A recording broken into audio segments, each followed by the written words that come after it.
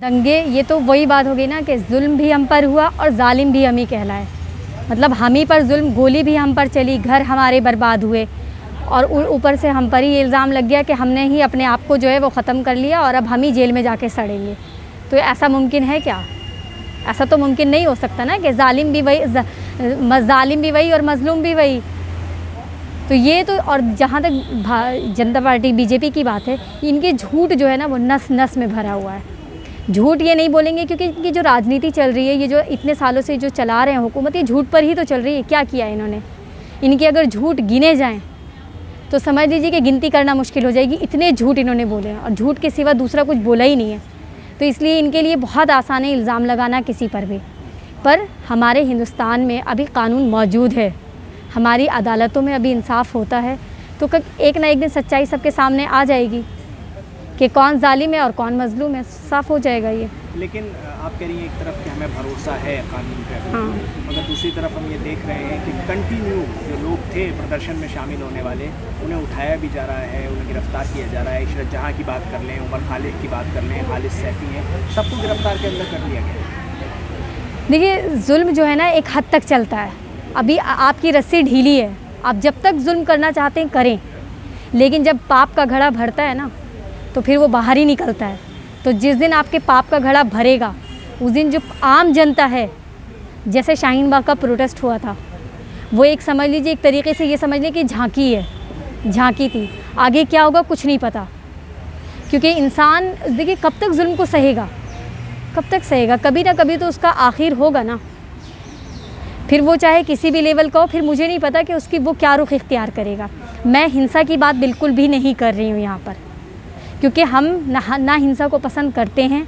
और हमारा जो 103 दिन या 101 दिन जो भी प्रोटेस्ट हमारा शाहीन बाग करा, वो इतना पीसफुल था, इतना पीसफुल था कि समझ लें कि आज उसको अंतर्राष्ट्रीय लेवल पे जो उसका नाम जोड़ा गया है, वो उसका जो मेन वो था वो पीसफुल ही था, कि उसमें कोई दंगा नहीं, कोई लड़ाई नहीं, कोई झगड़ा नहीं। तो ये तो पूरी दुनिया जब जिस चीज़ को मान रही है, उसको बीजेपी तो झूठ बोलती है, इसको क्या है, ये तो समझ लीजिए कि कितना भी बड़ा सच हो उसको झूठ पर बिल्कुल हावी कर देना चाहती है। लेकिन झूठ झूठ और सच हमेशा सच ही रहता है। और जिन लड़कों को इन्होंने अरेस्ट किया है, देखिए अरेस्ट कर लिया है ठीक है, और कल को किसका मेरा नंबर आया, किसी का भी किसका नंबर आया, कुछ नहीं कहा जा सकता, किसी की भी बारी आ सकती है, क्योंकि इनकी रस्सी अभी ढीली है। पर हम उन लोगों के साथ खड़े हैं, हमारी सपोर्ट, हम जो है उनके सपोर्ट में हैं कि उनको छोड़ा जाए। नहीं तो फिर अभी तो कोरोना का टाइम है, लेकिन हम लोग अपनी आवाज़ मुसलसल उठा रहे हैं, चाहे वो फेसबुक हो, इंस्टाग्राम हो, ट्विटर हो, कुछ भी हो, हम लोग उनके लिए अपनी आवाज़ उठा रहे हैं। क्योंकि हम लोग अभी प्रोटेस्ट तो नहीं कर सकते ना, क्योंकि ये है कि जब जान है तो जहान वाली बात है। जब ज़िंदगी रहेगी तो कोरोना जैसे ही ख़त्म होगा, आगे का से सोचा जाएगा कि क्या करना है हमें। अच्छा, तो असल क्या लगता है आपको, जो ये दंगा हुआ था, जिसे बाकायदा आप लोगों से, आप लोग यानी शाहीन बाग प्रोटेस्ट यानी आप लोग, तो आप लोगों से जोड़ा गया, तो आपको क्या लगता है कि दंगा असल किसने भड़काया, असल मुजरिमीन कौन है इसके? जो हम पर इल्ज़ाम लगा रहे हैं वो खुद ही मुजरिम है।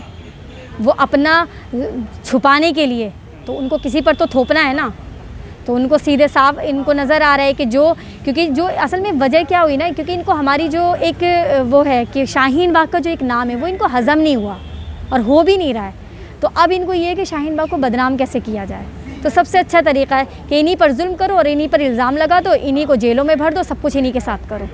तो ये वही लोग कर रहे हैं और वो लोग हम पर इल्ज़ाम भी लगा रहे हैं। तो आपने कहा कि शाहीन बाग हज़म नहीं हुआ लोग, बिल्कुल इनको शाहीन बाग, हाँ शाहीन बाग। दूसरा सवाल मेरा यहाँ इसी से जुड़ते हुए करूँगा मैं आपसे कि जब शाहीन बाग की बिल्किस दादी का नाम उस मैगज़ीन में आया होगा जिसमें 100 प्रभावशाली लोगों का नाम होगा और उसी में नरेंद्र मोदी जी का भी नाम होगा।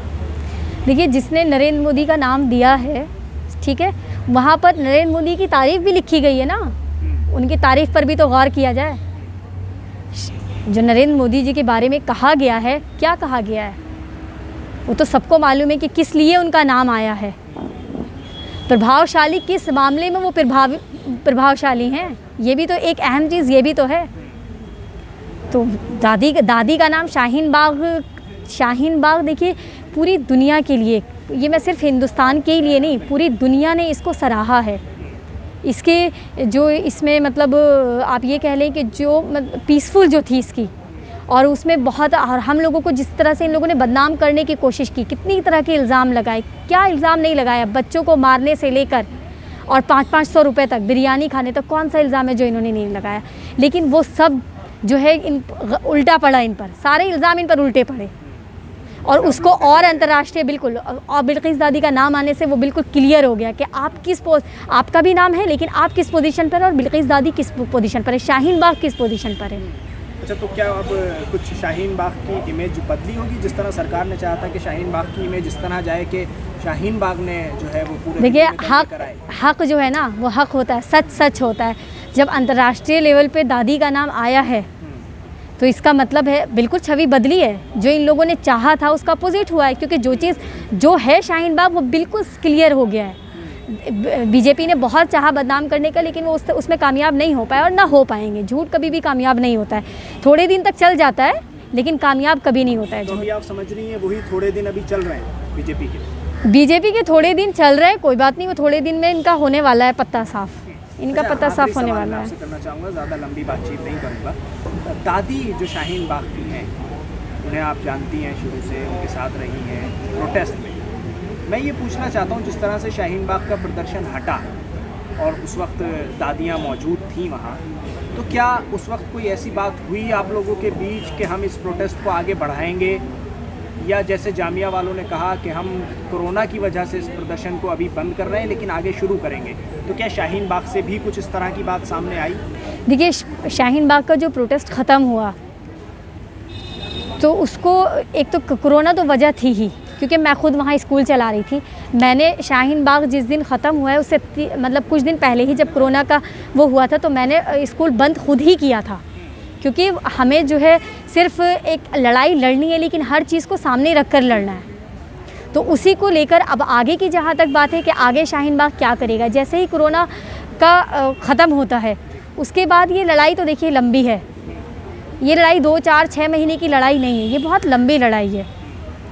क्योंकि आप कोई भी बिल ले आएंगे, आप NRC CA NPR का बिल ले आए, अब किसान बिल ले आए, कल को आप कुछ दूसरा चीज़ ले आएंगे, तो आप ये कब तक चलेगा, ये नहीं चलेगा ना। शाहीन बाग की जो महिलाएं हैं जो प्रदर्शन में बैठी हैं NRC CA के खिलाफ, क्या वो किसानों के लिए भी आवाज़ उठा? देखिए बिल्कुल किसानों के लिए आवाज़ उठाई है, किसानों के लिए, क्योंकि अभी क्या है ना कि सब एक साथ, पूरा शाहीन बाग तो इकट्ठा नहीं है, सब अलग अलग हैं, तो इसलिए हम मतलब जब शाहीन बाग था तो वो एक एकजुट था, क्योंकि सिर्फ शाहीन बाग के लोग ही शाहीन बाग में नहीं थे, शाहीन बाग में सिर्फ शाहीन बाग के लोग नहीं थे, शाहीन बाग की सोच रखने वाले जो लोग थे वो चाहे हिंदुस्तान के किसी भी कोने के हों, वो वहाँ मौजूद थे।